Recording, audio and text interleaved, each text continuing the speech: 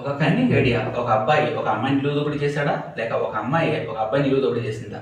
వివరాల్లోకి వెళ్తే ఒక అబ్బాయి ఫుడ్ ఆర్డర్ చేద్దామని ఫుడ్ పార్సల్ కౌంటర్‌కి వెళ్లి ఆర్డర్ చేసి తన టోకెన్ నెంబర్ అడగడానికి టైం పడుతుందని తెలుసుకొని బయటికి వెళ్ళగా కొంతసేపటికి మేనేజర్ నుంచి కాల్ వస్తుంది పార్సల్ రెడీ అని.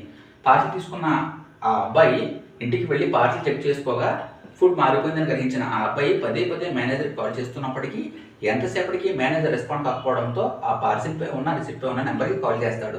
అది లిఫ్ట్ చేసిన ఒక అమ్మాయి తన పార్సిల్ కూడా మారిపోయిందని సూచించడంతో ఇద్దరు పార్సిల్స్ ఎక్స్చేంజ్ చేసుకుందామని ఒక అండర్‌స్టాండింగ్‌కి వస్తారు. ఆ క్రమంలో ఆ అబ్బాయి తను ఒక లొకేషన్ షేర్ చేస్తానని అక్కడికి రావాల్సిందిగా సూచిస్తాడు. దాంతో ఆ అమ్మాయి ఆ లొకేషన్‌కి వెళ్ళి పార్సిల్ ఎక్స్చేంజ్ చేసుకుంటున్న క్రమంలో ఆ అమ్మాయిని చూసిన ఆ అబ్బాయి ఇంత అందమైన అమ్మాయిని ఎలాగైనా తను సొంతం చేసుకోవాలని ఒక కన్నింగ్ ఐడియాతో ఒక ప్లాన్ అమలు చేస్తాడు. ఆ అమ్మాయికి మూన్ లైట్ డిన్నర్ చేద్దామని ఒక ఆఫర్ సూచిస్తాడు. దాంతో ఆ అమ్మాయి కూడా సరే అనడంతో ఆ రాత్రంతా ఆ అమ్మాయిని ఎలాగ అనుభవించాలన్న క్రమంలో ఆ అబ్బాయి మూన్ లైట్ డిన్నర్ ప్లాన్‌తో పాటు రమ్మీ ఆడుతూ ఆడుతూ కొంతసేపటికి ఆ అమ్మాయి వైపు కన్నింగ్‌గా చూస్తూనే ఉంటాడు. ఇలా జరుగుతున్న క్రమంలో చెమ్మ చీకట్లు అలవపుకుంటాయి. ఎంతసేపటికి ఆ చెమ్మ చీకట్లు అలాగే ఉండి క్రమక్రమంగా తొలగుతూ తెల్లారి ఒంటిపై నూలు పోగు లేకుండా ఒక వ్యక్తి అరుస్తూ ఉండడం గమనించి చుట్టుపక్కల జనాలు ఆ లొకేషన్‌కి వచ్చి చెక్ చేసుకోగా ఆ ఇంట్లో అన్ని వస్తువులు దొంగిలించబడతాయి.